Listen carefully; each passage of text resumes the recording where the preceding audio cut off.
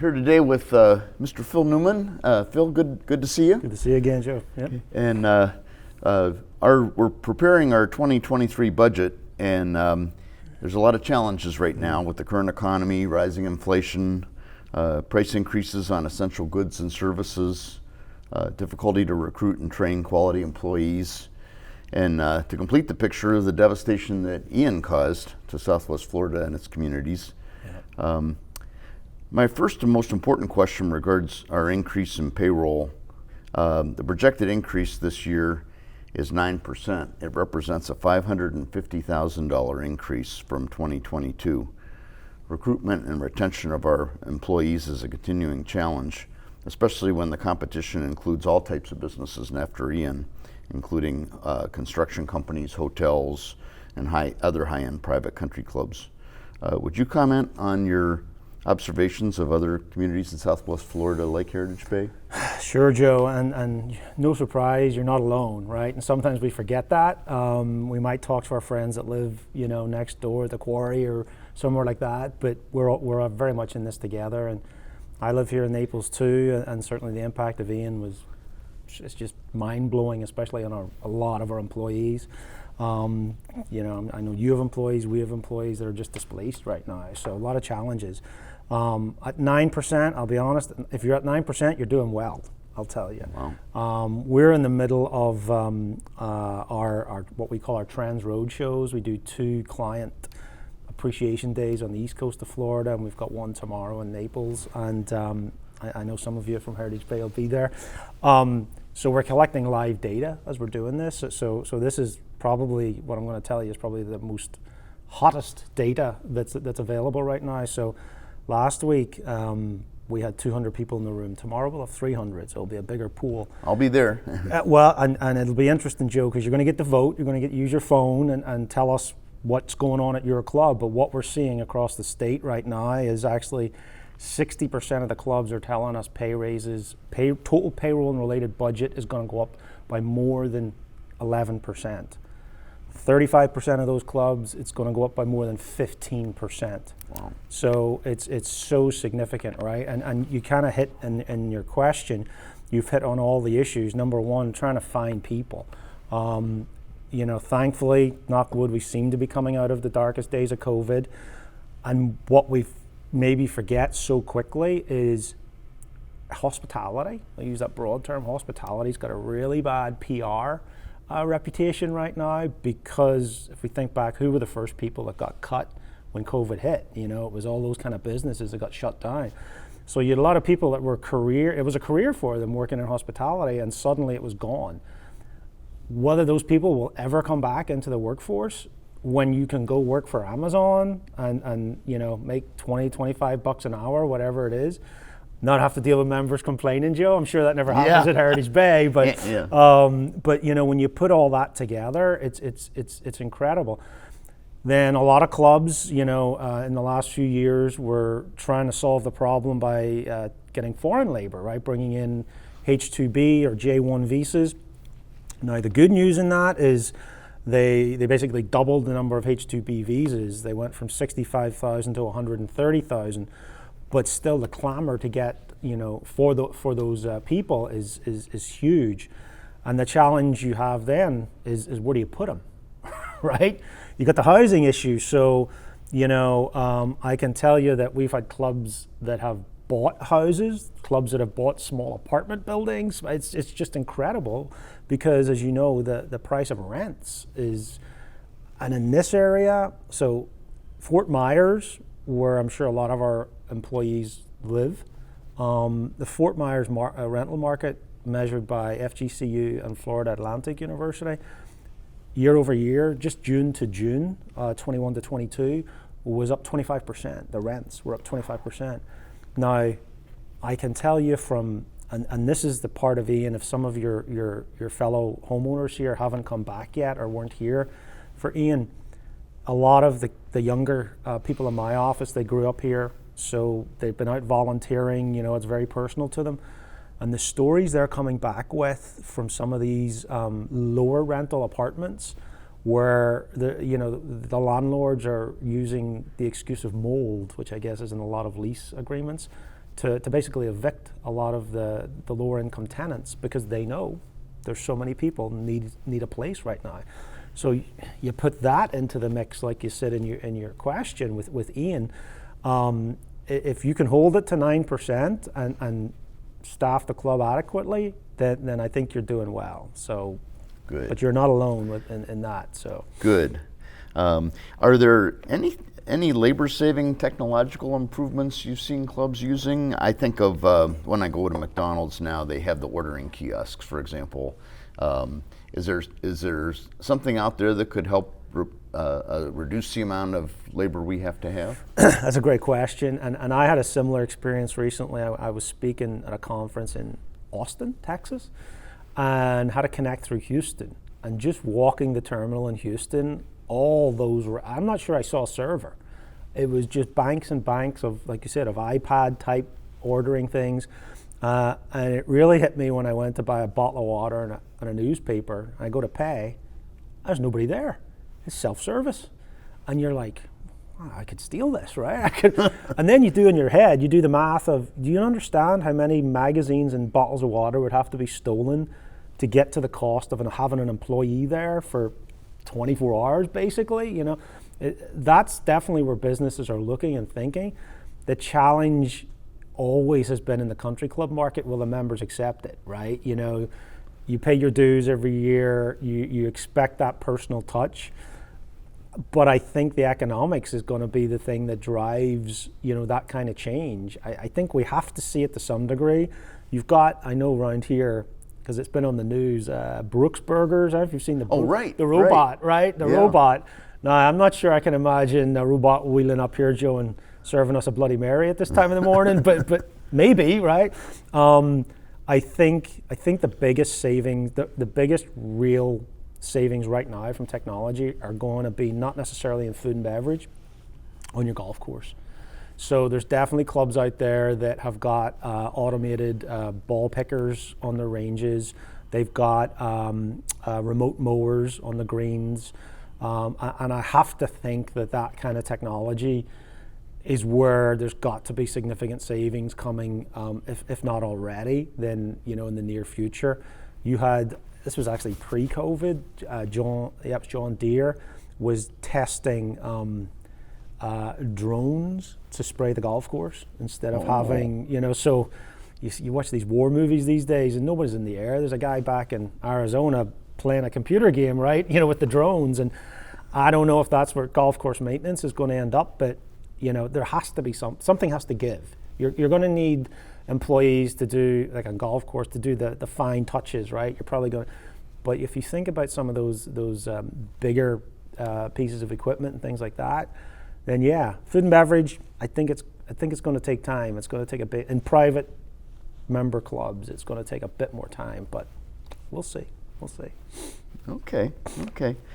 The average dues increase for our club has normally been in the range of somewhere between $400 and $600 per year, and our increases have been 6%, maybe a little higher than that from year to year. Mm-hmm. This year, we're struggling to get expenses down, but we're still looking at an 11% increase, which would be about $800 more than the dues we charged to our members last year.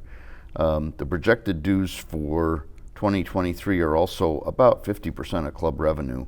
How common are double-digit increases for 2023 in Southwest Florida? Wow, those payroll percentages I quoted to you, if you ask the exact same question to the exact same set of 200 club leaders like yourself and management, the numbers match up. So 60% of the clubs that have reported to us so far are looking at more than an 11% increase for 2023. And 30% of those are more than 15%. Wow. And I'm not going to ask you a personal question, Joe, about Social Security, but when you see the cost of living adjustment for Social Security go up, 8.7%, like there's a reason that happened, right? So, at the end of the day, double digit is absolute. We started to see the double digits towards the end of the 12/31/21. those clubs that have a calendar year and like you do, had a bit more data and insight into the inflation that was going on than maybe September year-end clubs. And for December 21 year-ends, we saw a lot of 10% plus increases. I'm telling you, I'm hearing, I have clubs out there that it's more than 20%. Wow. Usually, the thing you also have to remember is, some clubs have, for good or for bad, depressed the dues, try to grab various government incentives and things like that. Whether they should or shouldn't, that's a whole other debate. But I think there's been an artificial suppression, and now it's catching up with us, right? So it's catching up with us, and we've got all this, additional inflation going on and wage pressures. So yeah, if I hate to tell you this, right? It's coming out of your pocket, but if you want to maintain the caliber of club you have here, and you don't want to be serving your own drinks, to be honest, then I think, 10%. If you're looking at that, then you're in the market. I think the other thing, Joe, just to touch on Hurricane Ian again, that is, I think, still the big unknown, is insurance, right? And I'm hearing that a lot from clients. I had one club it's actually in Sarasota, that the president called me and said 2 days after Hurricane Ian, they had an insurance proposal on the table from their broker. 2 days after Ian, it got pulled. Oh boy. They didn't pull it to lower the price of the thing, right?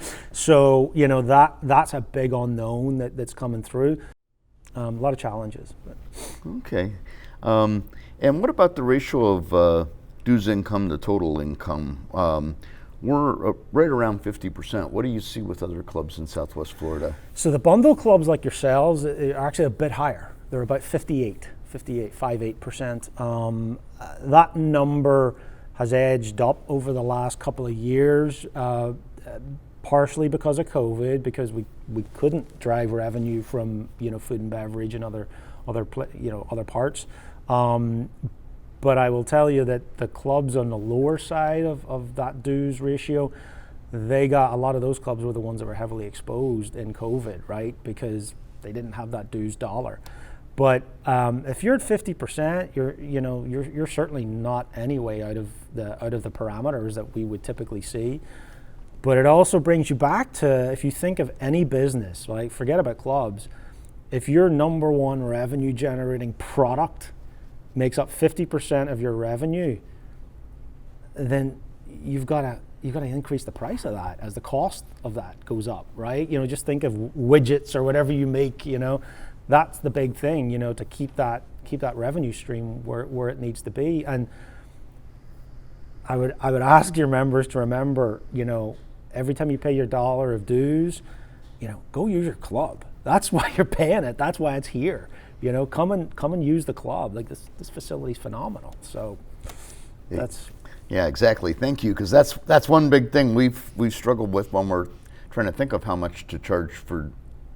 Work with our projections to determine what the dues number should be, is how fully will the club be utilized, and the more fully it's utilized, the lower our dues are. So absolutely. Thank you. We've had other people talk about, how can we avoid dues increases? Can you comment on how what clubs can do to avoid dues increases, or what are the pitfalls of that might be? Yeah, I have. So I guess any of the people watching this or listening to us that don't know me or don't know my company and what we do, I only work in this space. We have about 300 clubs around the country, 200 or so in the state of Florida. I've been doing this since 1990.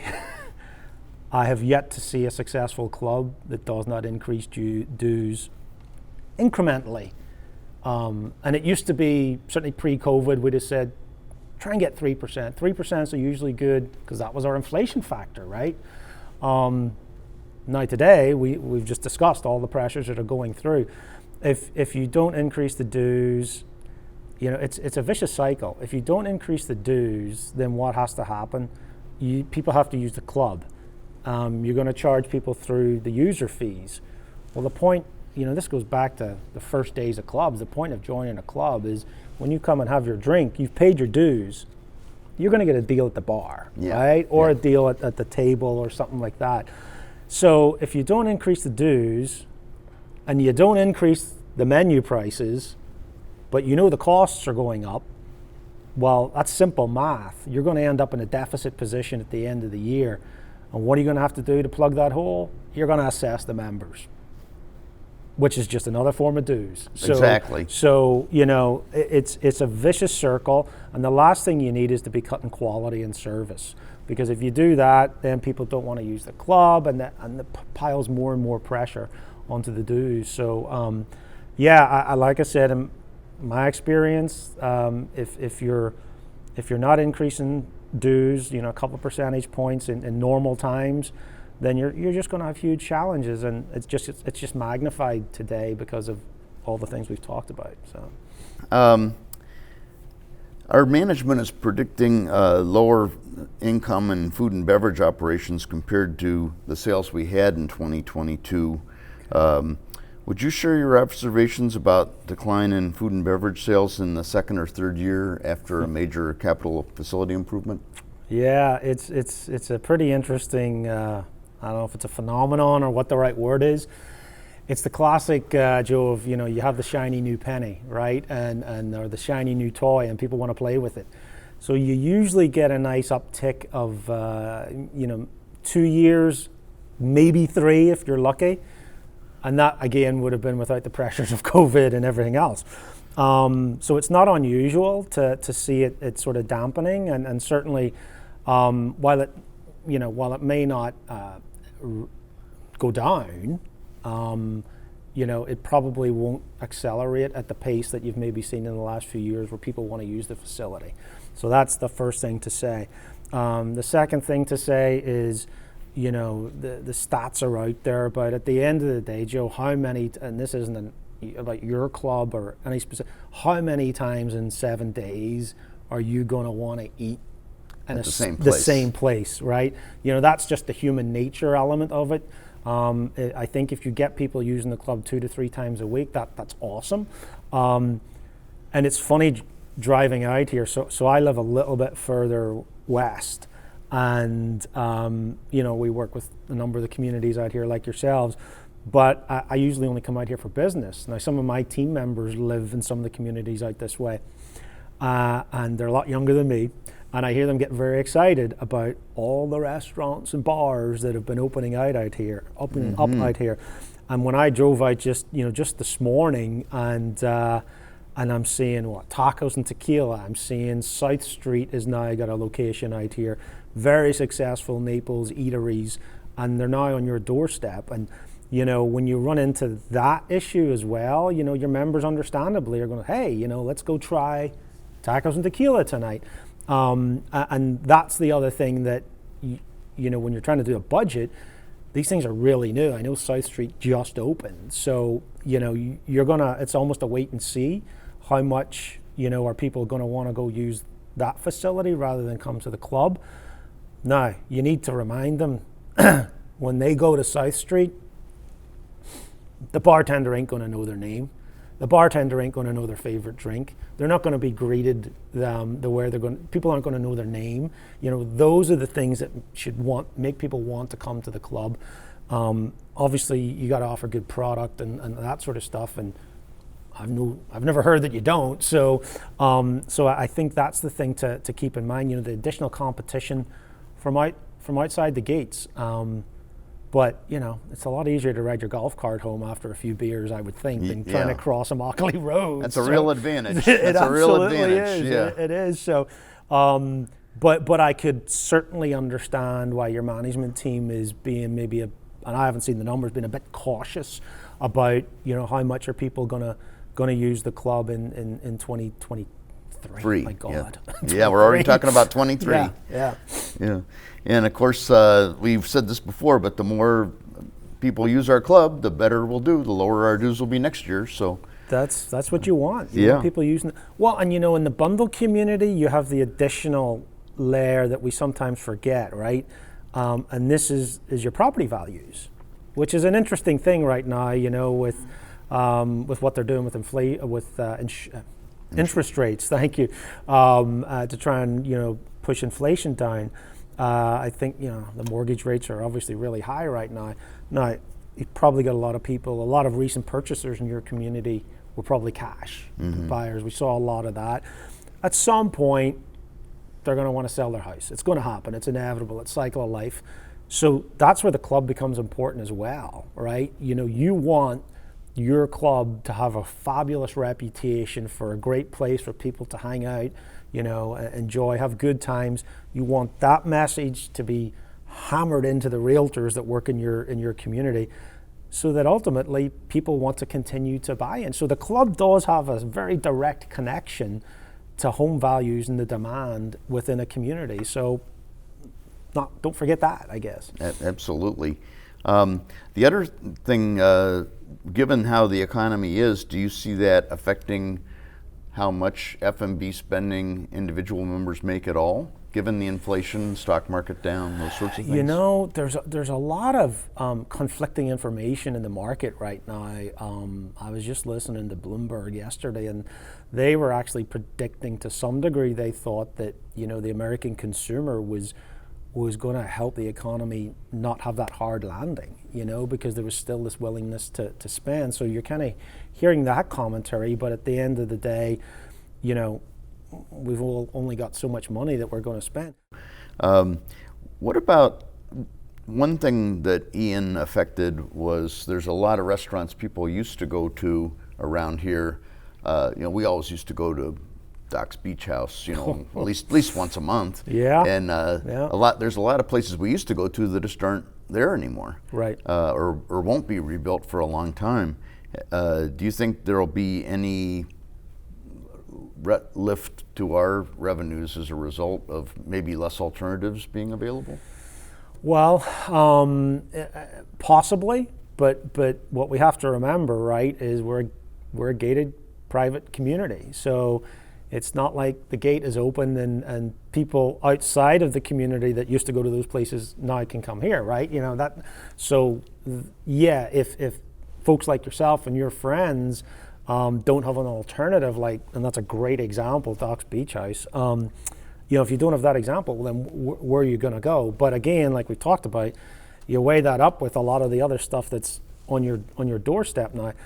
I think, and not to sound morbid about this, what I have seen though in relation to that sort of unfortunate event is not so much are you going to get more revenue coming here, but are there now employees that are available? Okay. And like I said, I don't want to sound morbid or taking advantage, but I've already seen ads from other bars and restaurants saying, out of a job because of Ian, we're hiring. I've seen that already in the marketplace. And not to go full circle, Joe, but the other thing I've heard from the East Coast, so this is more a cautionary comment to all my club friends on this coast.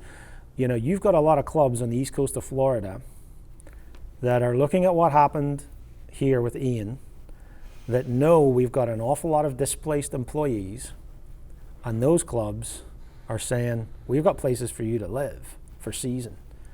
So don't be shocked if we see some sort of attempt by businesses and clubs on the East Coast of Florida to lure people over for season, which is unfortunately just going to create more of a problem here. So we'll see. The clubs over there have done a lot to send a lot of support to this coast, so don't get me wrong. But at the end of the day, they're still businesses, right? And they're going to make those business decisions. So we'll see. Absolutely. Okay. We're experiencing difficulties with the supply chain, delivery, increased cost of supplies, chemicals, fuel products, goods, higher costs of contract services. How are these increases addressed in other communities? Yeah, it's I think the good news from we have a couple of chief economists in our firm, and the good news, if so to speak, is that they're certainly predicting in 23 that a lot of the supply chain issues are going to ease up. They measure, it's crazy the stuff these economists measure. They measure the throughput at the port of Los Angeles, right? If you remember, all those ships were floating in the Pacific when COVID hit and you couldn't get anything. The stuff is coming through now. So that's great to hear that. But it's obviously going to take a while for that to work through. It takes us back to kind of the start, Joe. The dues increases, or what you're charging at the bar, or, if green fees, whatever the revenue source is, they have to uptick, unfortunately, to cover that. And I think the other thing we're seeing clubs try and do is maybe carry higher inventories of some of the things. Then the whole thing we were always brought up with, in business school, was all about just-in-time inventory, right? That was the best practice. I got exposed big time with COVID. So, so we're certainly seeing more inventory being carried as a way to try and, minimize those disruptions. But at the end of the day, the additional costs, we're seeing some clubs add, go up with the dues, but then they've said we're going to add what do they call it? A COVID or inflation surcharge for a certain period of time. So if the dues go up, let's say 10%, on top of that, for the first, let's say 6 months, we're going to add a surcharge of 3%, 5%, just for that period, because we're obviously hopeful. We're going to wait and see. We don't want to bake in the whole 20%, if you will. So that's an option, I guess, as well, to try and hedge your bets. But at the end of the day, some sort of revenue has to increase for the club to get those things in the door. And do you see that generally dues as opposed to increases in user fees, or a combination of both? A combination. More weight on the dues, for sure. But we are seeing food and beverage pricing go up 4 to 5% as well. But I think, Joe, again, we want people to use the club. And so that's where I think there's more of a tendency to put it in the dues, because then every time you use the club, you're getting a return on your investment right there. So, yeah. Okay, great. And then finally, I want to talk to you about reserves. We did our last reserve study in 2021. It included an annual inflation rate of 2.75%, which was fairly high back then. In early 21 anyway. Obviously, it's quite a bit higher now. How's our peer group addressing this issue, and what's our downfall of not funding reserves to the level recommended by consultants? Yeah, it's interesting. I remember in March of this year going to the Countryside annual meeting over in Davis Boulevard there. There was a question.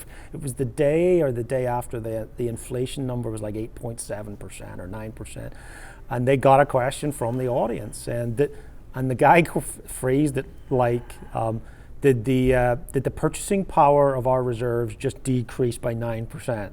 And you could hear the oxygen leave the room, when the guy asked the question, and the answer is not necessarily, right? It depends when you're going to spend, when the big purchases are coming. I will tell you that I have asked that question to some of my friends that work in the reserve study companies.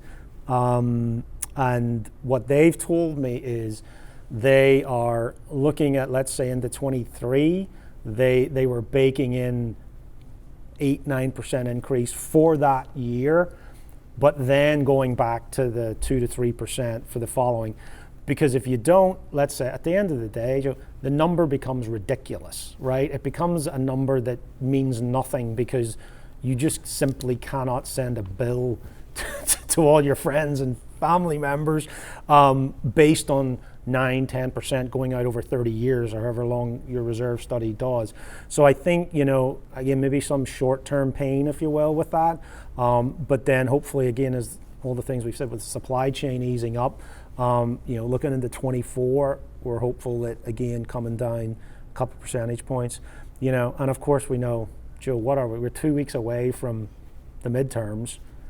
We're halfway through President Biden's term. So who knows what's going to happen in Washington in the next couple of weeks, couple of years, and that's going to certainly, when you're talking about inflation factors for reserve studies, that's will have a big effect. Big effect. Absolutely. So we'll wait and see. So okay, make sure you vote.